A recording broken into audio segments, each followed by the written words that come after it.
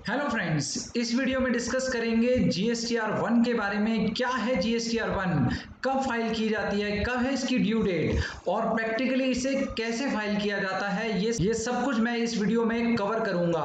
First आता है GSTR 1, the details of outward supply for the month और quarter. इसका क्या मतलब हुआ, जो मेरी आउटवर्ड सप्लाई है मतलब कि सेल, जो मेरी सेल है उसका डेटा मैं जीएसटीआर 1 में फाइल करूंगा। चाहे मैं मंथली बेस पे अगर रिटर्न फाइल करता हूं तो मंथली जितना डेटा है वो फाइल करूंगा, अगर मैं क्वार्टरली है तो क्वार्टरली पूरा डेटा इसके अंदर डिस्क्लोज करूंगा। और इसमें जो invoice voice detail, that is very important, invoice voice detail upload की जाएगी। मतलब आपको अपने हर इनवॉइस की डिटेल जीएसटीआर 1 में देनी होगी। जब आप जीएसटीआर 1 फाइल करेंगे तो आपकी रिटर्न के बेस से ही आपका कस्टमर इनपुट टैक्स क्रेडिट ले पाएगा, क्योंकि यही डेटा जीएसटीआर 2A तथा 2B में रिफ्लेक्ट होगा। चलिए इसे समझते हैं डिटेल में। सर ये मंथली फाइल की जाती है या क्वार्टरली फाइल की जाती है? तो मैं आपको ये बता दूं, ये मंथली भी फाइल की जाती है और क्वार्टरली भी फाइल की जाती है। मंथली वो टैक्स पेयर फाइल करते हैं जिनकी टर्नओवर 5 करोड़ से ज्यादा है प्रीवियस ईयर में, या जिन्होंने क्यूआरएमपी स्कीम नहीं ले रखी है वो भी मंथली रिटर्न फाइल करेंगे। और सर इसकी ड्यू डेट क्या रहती है? उसकी ड्यू डेट है 11th from the end of the month. मतलब अगर अप्रैल की मैं बात करूं तो 11th मई तक आपको रिटर्न फाइल करनी है। और सर क्वार्टरली कब फाइल की जाती है? क्वार्टरली टैक्स पेयर जिन्होंने क्यूआरएमपी स्कीम ले रखी है। सर क्यूआरएमपी स्कीम क्या है? Quarterly return monthly payment. और सर क्यूआरएमपी स्कीम में क्या ड्यू डेट चेंज होती है? यस, उनके लिए 13 from the end of the quarter, मतलब आपका अप्रैल टू जून, तो आपको 13 जुलाई तक रिटर्न फाइल करनी है। एक एग्जांपल से समझते हैं। मान लीजिए अप्रैल 2021 के लिए जो नॉर्मल टैक्स पेयर हैं, मतलब जो मंथली रिटर्न फाइल करेंगे, उनको 11 मई तक रिटर्न फाइल करनी है। 11 मई से ये एक्सटेंड होकर 11 की जगह ये 26 मई हो गई थी ड्यू टू द कोविड-19 के रिलीफ की वजह से। और दूसरा जो क्यूआरएमपी स्कीम में कवर है, उनको अप्रैल टू जून की रिटर्न 13 जुलाई तक फाइल करनी है। ये ड्यू डेट अभी एक्सटेंड नहीं हुई है। अब मैं आपको जीएसटीआर 1 कैसे फाइल की जाती है प्रैक्टिकली करके दिखाता हूं। तो आपको कौन सी वेबसाइट पे जाना है? gst.gov.in। इस वेबसाइट पर पहुंचेंगे। जैसे ही आप इस वेबसाइट पे पहुंचेंगे आपको क्लिक करना है लॉगिन पर। लॉगिन पे क्लिक करते ही अपना यूजर आईडी और पासवर्ड डालना है। सर ये लॉगिन आईडी और पासवर्ड कौन देगा? जब आप जीएसटी में रजिस्टर्ड होते हैं तो आपको यूजर आईडी और पासवर्ड गवर्नमेंट प्रोवाइड करती है।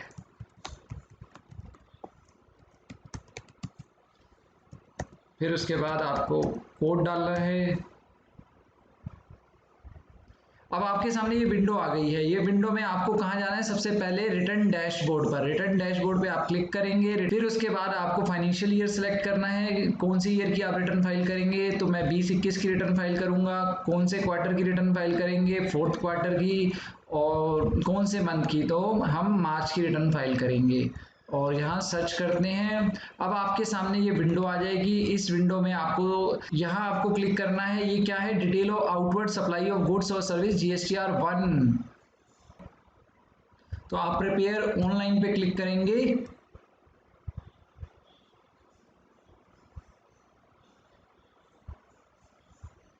जैसे ही आप इसे क्लिक करेंगे आपके सामने ये टेबल आ जाएंगे। अब इन टेबल्स में आपको 1 बाय 1 अपना डेटा डालना है। तो पहले स्टार्ट करते हैं table 4A, 4B, 4C, 6B, 6C, B2B invoice. ये क्या मतलब हुआ? इसमें आपको जितने भी रजिस्टर्ड पर्सन को आपने B2B सेल की है उसकी डिटेल यहाँ पर देनी है। तो यहाँ पर क्लिक करते ही ये आपसे पूछेगा ऐड डिटेल। तो यहाँ आप ऐड डिटेल पे क्लिक करेंगे। फिर ये आपसे पूछेगा क्या ये डीम्ड एक्सपोर्ट सेल है। तो आप अगर यस है तो क्लिक कीजिएगा, अदरवाइज छोड़ दीजिए। Supply for reverse charge, reverse charge के तहत ये सप्लाई बनी जाती है तो यस करेंगे, अदरवाइज छोड़ दें। और क्या आपकी जो सप्लाई है डिफरेंशियल रेट पर टैक्सेबल है, मतलब is your supply eligible to tax at a differential rate of existing rate of tax notified by the government. इसका मतलब ये है कि अगर आपकी जो रेट गवर्नमेंट ने नोटिफाई कर रखे हैं उससे हटकर अलग डिफरेंशियल रेट हैं तो वहां पर आप क्लिक करेंगे, अदरवाइज इसे भी आप छोड़ देंगे। यहाँ पर अब मैं जीएसटी नंबर डालूंगा। जीएसटी नंबर है जो मैंने सेल की थी उसका जीएसटी, उस पार्टी का जीएसटी नंबर ये था। जैसे ही आप नंबर डालेंगे उसका नाम ऑटो पॉपुलेटेड होकर आपके सामने आ जाएगा, आप चेक भी कर सकते हैं। फिर आपको इनवॉइस नंबर डालना है। इनवॉइस नंबर, तो मेरा इनवॉइस नंबर है 21। कौन सी डेट को इनवॉइस इशू किया गया था? तो हमने 3 मार्च को इनवॉइस इशू किया था।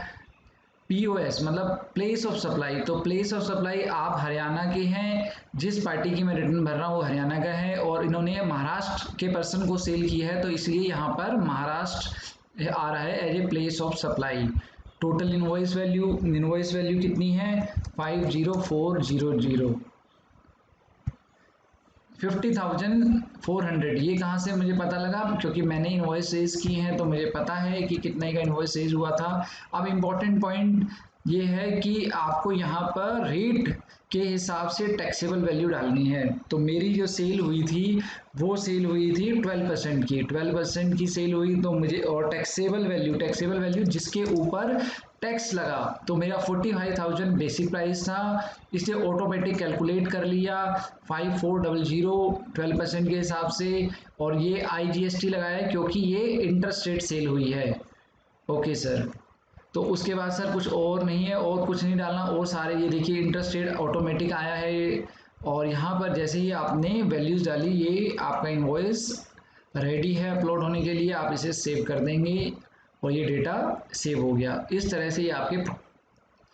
से आपके प्रोसेस इनवॉइस के अंदर ये डिटेल आ जाएगी। 21 इनवॉइस हमने सिस्टम में डाल दिया। सर अगर मुझे और इनवॉइस डालने हो तो आप यहाँ पर क्लिक करेंगे ऐड इनवॉइस में, और दोबारा से ये पूछ रहा है क्या सेम जीएसटी पर्सन को, उसी पर्सन को दोबारा सेल हुई है? तो आप कहेंगे नहीं, मेरा अनदर पर्सन है, तो उसके जो अनदर पार्टी है उसका जीएसटी नंबर मैं यहाँ पर डालूंगा। और फिर इनवॉइस नंबर, ये उस पार्टी का नाम आ गया विप्रो, उसका जीएसटी नंबर मैंने इनवॉइस से देख के डाला। इनवॉइस नंबर क्या है? तो इनवॉइस नंबर है 022। कौन सी डेट को ये इनवॉइस रेज हुआ था? तो इनवॉइस डेट मैं अपने सिस्टम में खुद देखूंगा, ये 5 मार्च को हुआ था। तो आपका जो भी इनवॉइस है उसकी जो भी डिटेल है वो पर्टिकुलर्स आप इसमें डालेंगे, डेट का, invoice number, invoice date, GST number. ये कहाँ है? प्लेस ऑफ सप्लाई क्या है? West Bengal. इसका मतलब रीजन क्यों? क्योंकि ये वाली जो सेल है आपने वेस्ट बंगाल में की है। अगर प्लेस ऑफ सप्लाई के सर्टेन रूल्स होते हैं, कई बार ये डिफरेंट हो सकता है, तो उस केस में आपको डिफरेंट सेलेक्ट करना होगा। उसके बाद आपको डालना है इनवॉइस वैल्यू। इनवॉइस वैल्यू है 42,000, और ये कितने परसेंट की सेल है? ये 5% की है, तो 40,000 इज द टैक्सेबल वैल्यू और 2,000 इज द टैक्स, तो टोटल करेंगे तो 40 प्लस 2,000 दैट इज 42,000। तो ये मेरा इनवॉइस रेडी है अपलोड होने के लिए, आप इस पर सेव प्रेस करेंगे और ये भी इनवॉइस प्रोसेस हो रहा है और थोड़ी देर में ये ऐड हो जाएगा। तो आपने 2 इनवॉइस अपलोड किए, अब आपको तीसरा करना है, तो प्रोसेस सेम रहेगी। आप इस तरह से कितने भी नंबर ऑफ इनवॉइस अपलोड कर सकते हैं। थोड़ी देर में ये स्टेटस प्रोसेस आ जाएगा। तो सर मुझे अगर मान लीजिए मेरे पास 50 इनवॉइस हैं तो आप 50 भी अपलोड कर सकते हैं इस तरह से ऑनलाइन मेथड में। ऑफलाइन में भी आप एक्सेल थ्रू यूटिलिटी का यूज़ करके भी अपलोड कर सकते हैं। तो इस तरह से आपका B2B वाला जो पॉइंट है, टेबल नंबर 4.1 था, वो कंप्लीट हुआ। 4A 4B 4C 6B 6C। Step 5A 5B B2C large. ये क्या होता है सर? B2C लार्ज मतलब अगर आपने इंटर स्टेट सेल की है और आपकी इनवॉइस की वैल्यू 2.5 लाख से ज़्यादा है, तो उस केस में आप यहाँ पर डेटा अपलोड करेंगे। और ये कौन सी सेल है? अनरजिस्टर्ड पर्सन को। सर रजिस्टर्ड पर्सन की सेल तो यहाँ पर आई थी, अब अनरजिस्टर्ड की हम यहाँ बात कर रहे हैं। उसमें भी जो B2C में, और उसमें भी इंटर स्टेट में जो 2.5 लाख से ज़्यादा है। तो प्लेस ऑफ सप्लाई में ये आपसे पूछ रहा है, तो बताइए प्लेस ऑफ सप्लाई क्या है? तो आपने कहाँ सेल की है? मैंने सर सेल की है दिल्ली में। अनरजिस्टर्ड पर्सन कहाँ का है? दिल्ली का था। और उसका इनवॉइस नंबर क्या था? उसका इनवॉइस नंबर था 24। सर डेट बताइए कौन सी डेट का इनवॉइस था? तो वो मैंने सिलेक्ट कर दिया। 11th की डेट का इनवॉइस था। ये इंटरेस्ट रेट क्यों आया? क्योंकि आपने हरियाणा के हैं और आपने दिल्ली में सेल की है। इनवॉइस वैल्यू ये आपसे पूछ रहा है, तो आप इनवॉइस यहाँ वैल्यू यहाँ डाल देंगे, जो भी आपकी इनवॉइस वैल्यू है। तो आप यहाँ पर इनवॉइस वैल्यू डालेंगे। इनवॉइस वैल्यू है आपकी 3,36,000 और ये कितनी वाली सेल है? ये 12% में सेल हो रही है। तो 3 lakh is the basic price. आपको you have to enter basic price then tax value. So that is 3 lakh plus 36,000, that is 3,36,000। Sir क्या मैं यहाँ पर 2.5 लाख से कम की सेल B2C वाली डाल सकता हूँ? अगर मैं 2.5 लाख से कम की इनवॉइस की वैल्यू यहाँ डालूंगा तो ये मुझे अपलोड नहीं करने देगा। मैं आपको करके दिखाता हूँ। जैसे मान लीजिए 2,36,000 इज माई इनवॉइस वैल्यू और इसे मान लेते हैं ये है 2 लाख। 2 लाख आपने डाला बेसिक प्राइस और उसके बाद टैक्स डाला 36, तो इनवॉइस वैल्यू हो गई 2,36,000। तो इसने मना कर दिया, invoice value should be greater than 2,50,000, मतलब आपकी इनवॉइस वैल्यू 2.5 लाख से ज़्यादा होनी चाहिए अगर आप इस टेबल में डाल रहे हैं। और ये टेबल किस लिए है? ये टेबल है B2C के केस में अनरजिस्टर्ड पर्सन को आपने इंटर स्टेट सेल किया, मतलब अपने स्टेट से बाहर सेल की है, उसका डेटा यहाँ पर डाला जाएगा। ठीक है सर। तो जो मेरा ओरिजिनल वैल्यू थी मैं उतनी ही वैल्यू दोबारा डालता हूँ ताकि मैं इसे सेव कर सकूँ। तो मेरा इनवॉइस वैल्यू थी 3,36,000 और जो 3 लाख वाज द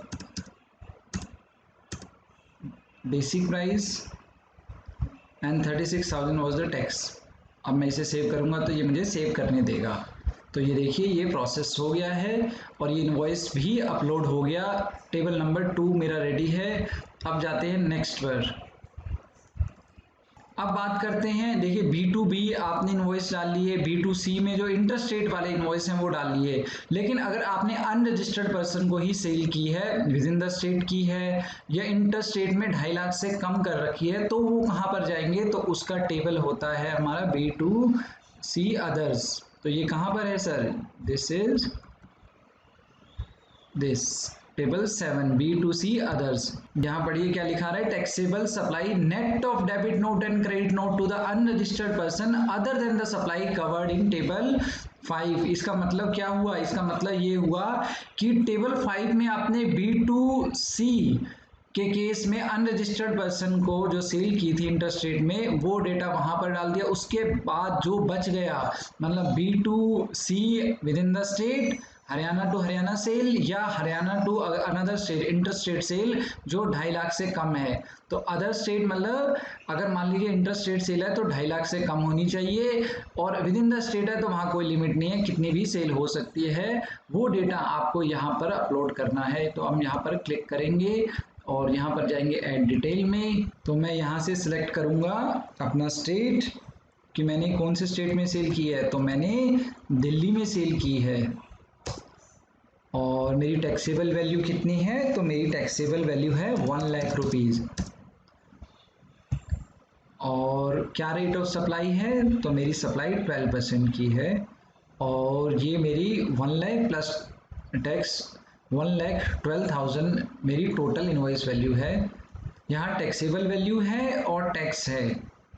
और सर IGST क्यों आया? क्योंकि इंटर स्टेट सेल है। सेस अगर एप्लीकेबल है तो यहाँ पर सेस की वैल्यू आएगी। फिर उसके बाद आप इसे सेव करेंगे। ये पहले हमने किसको फाइल किया है? जो इंटर स्टेट में 2.5 लाख से कम है। और अगर आपको ये और भी सप्लाई है तो यहाँ पर आप उसकी वैल्यू डालेंगे। तो हाँ, तो आप कह रहे हैं कि सर मैंने हरियाणा के अंदर भी सेल की है, अपने ही स्टेट में सेल कर रखी है। अगर मैंने अपने ही स्टेट में सेल कर रखी है तो मैं यहाँ पे उस पूरे स्टेट में जितनी during the year, during the month, और जितनी मेरी during the month total consolidated value आनी है। यहाँ पर मैंने देखी इनवॉइस वाइज वैल्यू नहीं डाली है, मैं टोटल वैल्यू यहाँ डालूंगा। तो पूरे महीने में या क्वार्टर में मेरी टोटल वैल्यू कितनी है? तो 3 lakh is my taxable value, 12% rate of tax है, तो ये 18,000 और 18,000 टोटल वैल्यू आपकी बन गई। तो ये याद रखिएगा, ये B2C के केस में डेटा डाला जा रहा है वो कंसोलिडेटेड वैल्यू डाल रही है, मतलब आप इनवॉइस वाइज ना डाल के सभी इनवॉइस का टोटल वैल्यू डाल रहे हैं। तो ये टेबल आपका कंप्लीट हो गया। अब बात करते हैं नेक्स्ट टेबल की। नेक्स्ट टेबल क्या है? नेक्स्ट टेबल हम फाइल करेंगे एक्सपोर्ट इनवॉइस का। अगर आपकी एक्सपोर्ट सेल हुई है तो आपको यहाँ पर डेटा देना है। अब आप इसके अंदर डेटा डालेंगे, ऐड डिटेल, आपका एक्सपोर्ट इनवॉइस है, जो नंबर है, जो आपका इनवॉइस नंबर है वो डालेंगे। सपोज कीजिए मेरा इनवॉइस नंबर है 005, और किस दिन एक्सपोर्ट हुआ है, कौन सी डेट का एक्सपोर्ट इनवॉइस है, तो वो है सर 25 तारीख का। तो 25 मार्च को मैंने सिलेक्ट किया। यहाँ पर एडिशनली आपको पोर्ट कोड देना है। पोर्ट कोड मतलब जिस पोर्ट से आप एक्सपोर्ट कर रहे हैं। तो मेरा पोर्ट कोड है INB997, और मेरा शिपिंग बिल या बिल ऑफ एक्सपोर्ट, मतलब शिपिंग बिल का मतलब है कि आपका अगर सी से मटेरियल जा रहा है या एयर से जा रहा है तो आप उस केस में अपना शिपिंग बिल नंबर देंगे। तो मेरा शिपिंग बिल नंबर है 185600। और किस दिन आपकी शिपिंग बिल की डेट क्या है, तो वो आप यहाँ पर शिपिंग बिल की डिटेल डाल देंगे। और टोटल यहाँ भी इनवॉइस वैल्यू देनी है, तो इनवॉइस वैल्यू है हमारी 15 लाख। अब यहाँ पर वेरी इंपॉर्टेंट पॉइंट है, आपको समझना है कि ये विद टैक्स है या विदाउट टैक्स है। सर एक्सपोर्ट में भी टैक्स? यस, एक्सपोर्ट में भी आपके पास दो ऑप्शन होते हैं, या तो LUT या बॉन्ड के तहत आपने विदाउट पेमेंट ऑफ टैक्स से गुड्स डिस्पैच कर सकते हैं, या विद टैक्स पे करके फिर बाद में इसका रिफंड क्लेम कर सकते हैं। तो हमारा जो है विदाउट टैक्स है, तो हम विदाउट टैक्स है तो हमारे को नीचे कोई टैक्स की डिटेल देने की जरूरत नहीं है। तो मैं यहाँ पर टैक्सेबल वैल्यू सिर्फ डाल दूंगा, टैक्स अपने आप मेरा 0 है, वो 0 ही रहेगा। ठीक है सर, तो इसे आप सेव करेंगे। तो ये आपका डेटा सेव हो गया एक्सपोर्ट सेल के केस में। एक्सपोर्ट सेल कितनी थी, आपका एक इनवॉइस था, उसकी डिटेल आपने सीखी कैसे फाइल की जाती है। अब नेक्स्ट आते हैं हम, हमारा क्या है, डेबिट नोट और credit note. Debit note, credit note to unregistered person या रजिस्टर्ड पर्सन। तो हमारा अगर अनरजिस्टर्ड पर्सन की बात करें तो हम उसकी डिटेल यहाँ पर दे सकते हैं। तो ये पूछ रहा है कि B2CL, यहाँ देखिए बड़ा ध्यान से सोचिए, B2CL लार्ज मतलब जो 2.5 लाख से ज़्यादा वाले थे उनकी ही ये डिटेल मांग रहा है। अच्छा सर, B2C के केस में जो 2.5 लाख से कम थे या विद इन द स्टेट थे, वो तो नेट ऑफ कंसोलिडेटेड वैल्यू डाली गई थी, इसीलिए यहाँ ही डाला जाएगा। तो हम यहाँ पर अपना डेबिट नोट नंबर डालेंगे, that is a my DN005। किस डेट का डेबिट नोट है, आपका डेबिट नोट है 31 मार्च का। ये कितनी वैल्यू का था, दैट इज 15,000। क्या ये डेबिट नोट था या क्रेडिट नोट था? आप मतलब यहाँ पर डेबिट नोट भी डाल सकते हैं और क्रेडिट नोट भी डाल सकते हैं। तो हमारा ये डेबिट नोट था। प्लेस ऑफ सप्लाई क्या थी, ये मेरी दिल्ली थी। ये सारा डेटा मुझे कहाँ से पता है, क्योंकि मैं रिटर्न फाइल कर रहा हूँ, मेरे पास मेरा डेटा है, और ये एक एग्जाम्पल के तौर पे मैं एक डेटा डाल रहा हूँ। और सर ये किस रेट ऑफ टैक्स में फॉल करता है, तो ये था हमारा 12,000।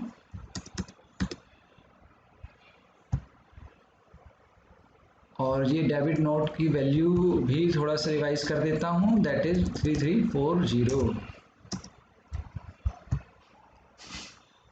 मेरा जो नोट है वो है 13,440 का, उसमें 12,000 बेसिक प्राइस है और 1,440 उसकी टैक्सेबल टैक्स है। और इंटीग्रेटेड टैक्स क्यों, क्योंकि ये इंटरस्टेट के केस में ही हम इसे डाल रहे हैं, और इसे हम सेव कर लेंगे।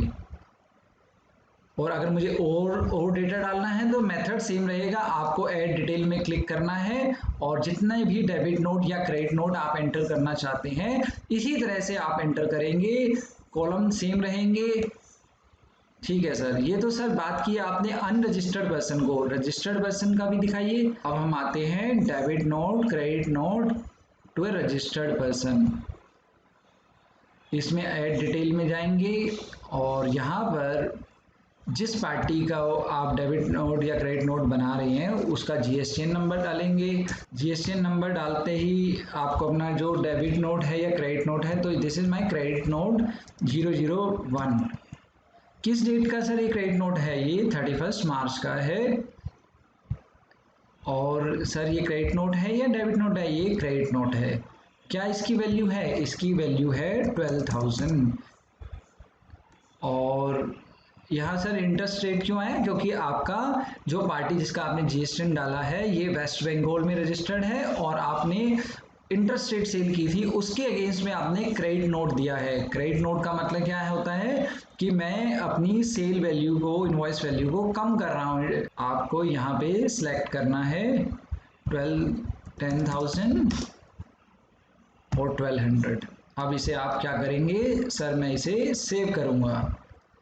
जैसे ही आप इसे सेव करेंगे आपका डेटा सेव हो जाएगा, इन प्रोसेस में आ जाएगा, थोड़ी देर में ये प्रोसेस्ड हो जाएगा। तो अब तक हमने क्या क्या सीख लिया? B2B इनवॉइस हमने डालने सीख लिए, चाहे वो रजिस्टर्ड पर्सन हो चाहे अनरजिस्टर्ड पर्सन हो, मतलब B2C इंटरेस्ट रेट में भी और with in the B2C others को भी आपने सीखा। डेबिट नोट कैसे डाले जाते हैं, क्रेडिट नोट कैसे डाले जाते हैं, चाहे रजिस्टर्ड पर्सन के हों या अनरजिस्टर्ड के हों, डेबिट नोट क्रेडिट नोट डालने का मेथड आपने अब तक सीख लिया है। और इवन आपने एक्सपोर्ट इनवॉइस भी कैसे GSTR1 में डाले जाते हैं आपने सीख लिया है। अब हम बात करते हैं नील रेटेड।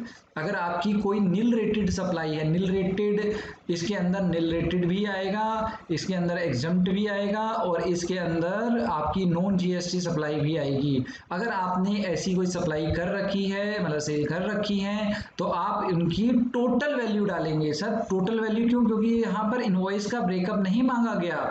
तो मेरी नील रेटेड थी 10,000, यहाँ पर टू ए रजिस्टर्ड पर्सन को एग्जम्प्टेड थी, यस 5,000। नॉन जीएसटी थी तो नो, नॉन जीएसटी नहीं थी। अनरजिस्टर्ड पर्सन को कोई सेल थी, नील रेटेड नो, पर एग्जम्प्टेड थी 5,000। और नॉन जीएसटी सप्लाई थी, यस वो भी थी हमारी 15,000।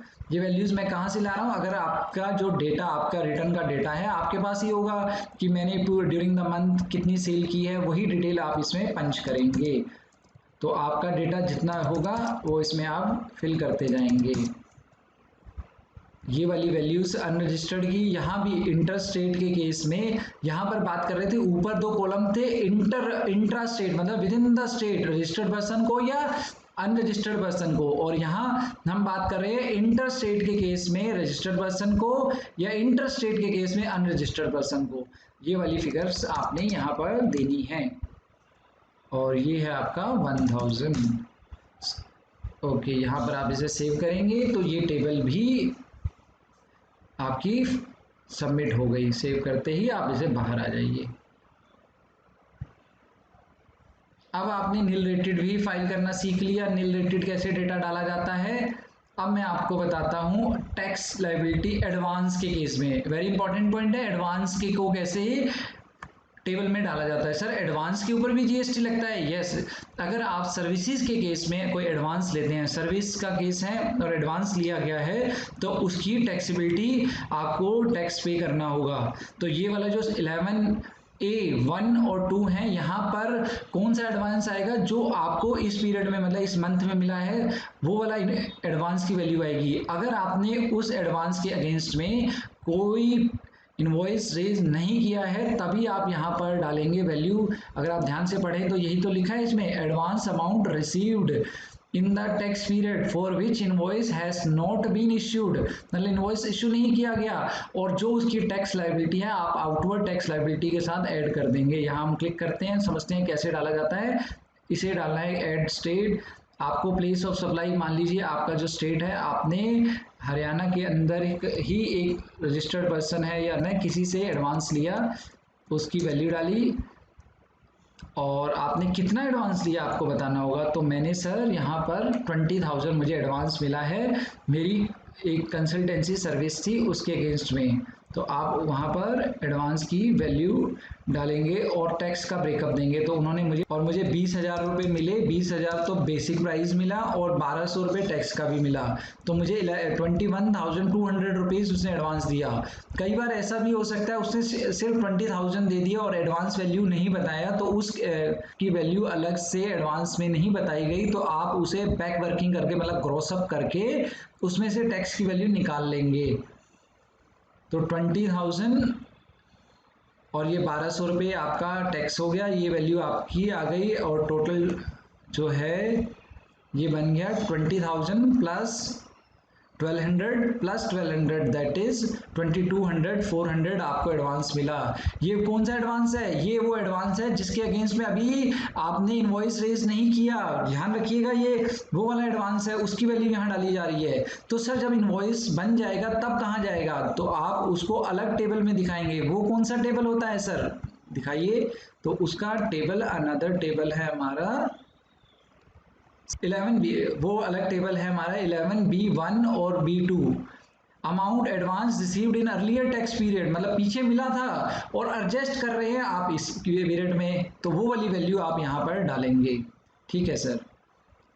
और साथ में सर जब इनवॉइस बनाऊंगा तो इनवॉइस वैल्यू आपके टेबल 4, 5, 6 में आ चुकी होगी। मतलब जो टेबल आपने B2B है या B2C सेल है, वो वाली वैल्यू आपने जब आप रेगुलर इनवॉइस बनाते हैं तो वहां पर उसे आप डाल चुके होंगे उसकी डिटेल। यहाँ तो जस्ट आप उसकी एडजस्टमेंट कर रहे हैं।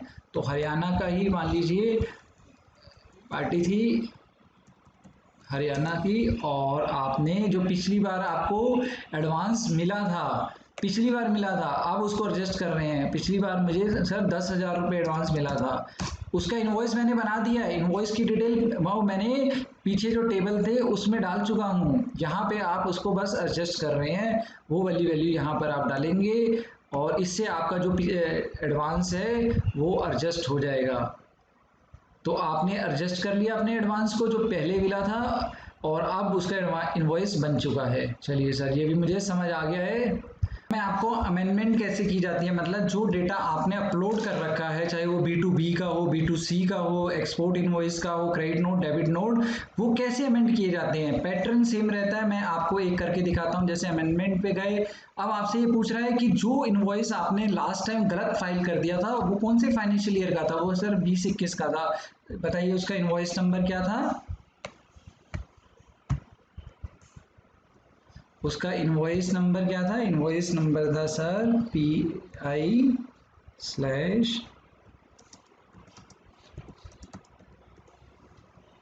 अब आपको करना क्या है, जैसे ही आपने इस पर क्लिक किया आपके पास पार्टी की डिटेल आ गई कि सर ये इनवॉइस जो जनरेट हुआ था इस GSTN का था, ये पार्टी का नाम था।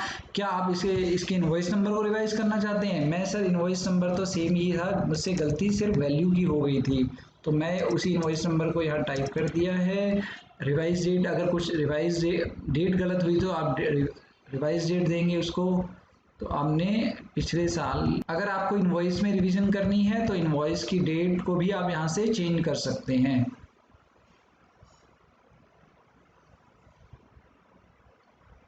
इनवॉइस की डेट सर मेरी सेम थी तो इसलिए मैं इसे चेंज नहीं करूँगा, सेम रखूँगा। लेकिन हाँ, मैं ये ज़रूर करूँगा जो मेरी टैक्सेबल वैल्यू है, लेकिन मैं अपनी टैक्सेबल वैल्यू ज़रूर चेंज करूँगा, क्योंकि सर यहीं तो मुझसे गलती हुई थी। ये 1 लाख, ये जो मेरी इनवॉइस वैल्यू थी वो 1,12,000 थी और मेरे से मैंने इसे गलत पंच कर बैठा था। तो अब मैं उसको बस चेंज कर रहा हूँ। मेरी टैक्सेबल वैल्यू 1 लाख टैक्स 12,000, तो टोटल वैल्यू हो गई 1,12,000, तो टोटल वैल्यू हो गई 1,12,000। अब मैं इसे सेव करूँगा तो मेरा डेट ये अमेंडमेंट अफेक्टेड हो जाएगी। ठीक है सर, तो मैं इसको सेव करूंगा और मेरी अमेंडमेंट हो जाएगी। इसका मतलब अमेंडमेंट करने का क्या मेथड निकला, आपके जो कॉलम जिसमें जहां पर आपको चेंज करना है, चाहे वो डेट चेंज करनी है, अमाउंट चेंज करना है, इनवॉइस नंबर चेंज करना है, सब कुछ आप चेंज कर सकते हैं और वो आपकी अमेंडमेंट गलती को आप सुधार सकते हैं। जब आपकी इनवॉइस की डिटेल अपलोड हो चुकी है, आपने अमेंडमेंट डालनी थी वो भी अपलोड हो चुकी है, उसके बाद आप क्या करेंगे, HSN वाइज समरी डालेंगे। HSN वाइज मैं समरी डालूंगा और गवर्नमेंट को बताऊंगा कि मेरी टोटल HSN वाइज कितनी से सप्लाई हुई, उसकी कितनी क्वांटिटी थी, कितनी वैल्यू थी। तो अब हम डालते हैं, हमारा HSN वाइज डिटेल है दिस, और ये आइटम है स्पेयर्स का। तो आपकी डिस्क्रिप्शन आपको अभी मई 2021 ऑनवर्ड डिस्क्रिप्शन ऑटो पॉपुलेट हो रही है, आप वहां से देखकर सेलेक्ट करके फाइनल कर सकते हैं डिस्क्रिप्शन को। HSN कोड डालना कंपलसरी है क्या? HSN कोड अगर आपकी टर्नओवर 5 करोड़ तक है तो 4 डिजिट तक, और 5 करोड़ से ज़्यादा है तो 6 डिजिट तक आपको HSN डालना पड़ेगा। अनरजिस्टर्ड पर्सन में HSN डालने की ज़रूरत नहीं होती है, अनरजिस्टर्ड पर्सन में है ऑप्शनल है। तो यहाँ पर आपको क्वांटिटी कोड डालना है कि मेरा जो आइटम है वो किस में है, तो हमारा ये आइटम नंबर्स में बिकता है तो नंबर्स डालेंगे। टोटल क्वांटिटी जी सर 2500 थी, टोटल वैल्यू मेरी थी सर 8 लाख मेरी टोटल वैल्यू थी 864640, और टैक्सेबल वैल्यू थी 7,12,000, और जो मेरा टैक्स था वो था इंटीग्रेटेड टैक्स लगेगा इस पे। टोटल वैल्यू डालेंगे, टोटल वैल्यू है आपकी विद टैक्स मैं यहाँ बात कर रहा हूँ, तो वो है 3,36,000 ये, और टैक्सेबल वैल्यू है 3 लाख, और टैक्स की वैल्यू आप समझ ही गए, दैट इज 36,000। इंटरेस्ट रेट, ये वैल्यूज जो है आपने ड्यूरिंग द मंथ जो सेल की है उसके बेसिस से आपने ड्रॉ की है। मैं एग्जांपल के तौर पे आपको कैसे फाइल की जाती है वो दिखा रहा हूँ। फिर आपने 1 HSN डाल दिया। सिमिलरली आप अगर दूसरा HSN वाइज डिटेल देना चाहते हैं तो वो दोबारा से आपको HSN टाइप करना होगा। मेरा नेक्स्ट HSN है 340100, और आइटम है सॉप्स, और इसका यूनिट्स और क्वांटिटी कोड जो है वो है केजी में, और क्वांटिटी है आपकी 6000, वैल्यू है आपकी जो टोटल वैल्यू वो है आपकी 1,12,000, टैक्सेबल वैल्यू है 1 लाख, इंटीग्रेटेड टैक्स है 12,000। तो टोटल हो गया मेरा, टोटल वैल्यू कितनी आ गई आपकी, जो वैल्यू आ गई 1,12,000। अगर मेरी इंट्रास्टेट सेल भी है तो CGS यहाँ पर सेंट्रल टैक्स और स्टेट टैक्स भी डाला जाएगा, तो वो वाली वैल्यू आप यहाँ पर डालेंगे। इस तरह से आप इसमें वैल्यूज़ डालते हैं। आप इसकी वैल्यूज़ को सबको इसी पैटर्न से डालेंगे, मेथड यही रहेगा, मैंने एग्जांपल से आपको समझा दिया है। अब उसके बाद आता है डॉक्यूमेंट इश्यूड, मतलब ड्यूरिंग द मंथ या क्वार्टर में आपने कौन कौन से इनवॉइस बनाए, कितने डेबिट नोट बनाए, क्रेडिट नोट बनाए, कितने रिसिप्ट वाउचर बनाए, कितने आपने पेमेंट वाउचर बनाए, ये सारी डिटेल आपको देनी है। ये देखिए, debit note, credit note, receipt voucher, payment voucher, refund voucher, delivery challan for job work, delivery challan for supply on approval, delivery challan in case of liquid gas, और ये delivery challan in case of other than by way of supply excluding serial number 9 to 11। मतलब ये सब आपके पास option है इसके अंदर document डालने की। तो हम B2B के, अब मैं कुछ सैंपल आपको डाल के दिखाता हूँ। ऐड डॉक्यूमेंट में जाइए और वहाँ पर आप डॉक्यूमेंट की डिटेल डालेंगे कि जी सर मैंने यहाँ पर 021 to 025 तक के टोटल 5 इनवॉइस जनरेट किए थे, एक कैंसिल हो गया था, टोटल नेट इनवॉइस जो बने हैं वो 4 बनी हैं। इसे ऐड कर देंगे तो ये भी ऐड हो जाएगा। सिमिलरली ऐड डॉक्यूमेंट में जाएंगे,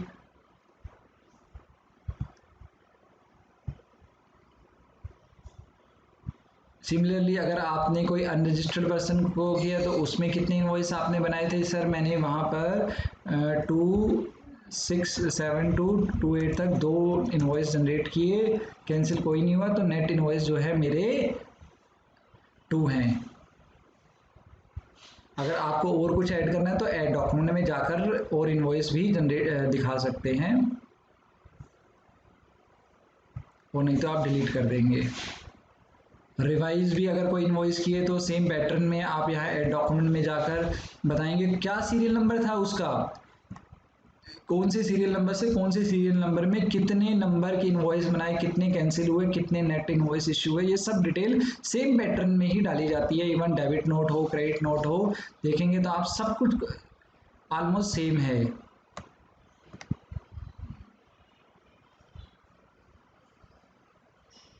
इवन आपको अगर क्रेडिट नोट दिखाना है तो ऐड डॉक्यूमेंट में जाएंगे, कौन सा सीरियल नंबर था क्रेडिट नोट का, क्या कौन से सीरियल नंबर से कौन से सीरियल नंबर के आपने क्रेडिट नोट बनाए, कितने कैंसिल हुए, नेट कितने हैं। तो सेम पैटर्न में ही सब कुछ डाला जाता है, चाहे रिसिप्ट वाउचर हो, चाहे देखिए पैटर्न बिल्कुल सेम है, टोटल नंबर, कैंसिल, नेट, कौन से सीरियल नंबर से कौन से सीरियल नंबर तक। तो पैटर्न इनका सेम है। आपका जो डेटा होगा आप इसके अंदर ऐड कर लेंगे और फिर बाद में इसे सेव कर लेंगे।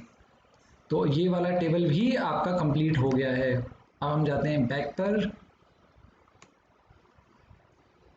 इसके बाद आप अपने डेटा को क्या करेंगे, एक बार अगर आपको चाहे समरी निकालनी है तो जनरेट GSTR1 की समरी से देख सकते हैं, या आप चाहें तो डाउनलोड भी कर प्रीव्यू भी देख सकते हैं। प्रीव्यू पे क्लिक करके आप देख सकते हैं कि मैंने जो GST का डेटा डाला, पंच किया था, वो कैसा था, कि मैंने कितने इनवॉइस इसके अंदर डाले, ये ड्राफ्ट डाइवर्जन, आपने कितने क्रेडिट नोट डाले, डेबिट नोट डाले, ये सारी डिटेल आपको पूरी समरी मिल जाएगी। जो जो आपने अमेंडमेंट डाले या नहीं डाले, आपने जो भी डिटेल इसके अंदर डाली, वो सारी डिटेल आप एक बार चेक कर सकते हैं कि कोई मिस्टेक तो नहीं हुई है मेरे से। वो सब फिगर्स आप यहाँ से चेक करके प्रीव्यू देख सकते हैं, और अगर आप सेटिस्फाइड हैं प्रीव्यू से तो आप उसको आगे आई हेयर बाय एक्नॉलेज में यहाँ क्लिक करके सबमिट कर सकते हैं रिटर्न को।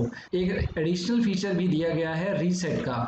ये रीसेट क्या होता है, रीसेट का मतलब ये है कि आपसे गलती हो गई रिटर्न फाइल करते समय, अभी आप इसको एकदम डिलीट करना चाहते हैं सभी को, तो आप रीसेट पे क्लिक करेंगे। ये रीसेट करते ही सारा डेटा यहाँ से हट जाएगा, और सबमिट पे क्लिक करेंगे तो आपका सबमिट करते ही आपका डेटा आप सबमिट हो जाएगा। उसके बाद और सबमिट बटन पर आप क्लिक करेंगे, प्रोसीड करेंगे, और आपकी रिटर्न सबमिट हो गई है। लेकिन अभी ये फाइल नहीं हुई है। सबमिट होना और फाइल होना डिफरेंट है। सबमिट होने के बाद आपको फाइल रिटर्न पर भी क्लिक करना होगा, और वो उसके बाद आपसे कहेगा डिक्लेरेशन, जिसमें आप हेयर, और फिर डिक्लेरेशन में आप टिक करेंगे।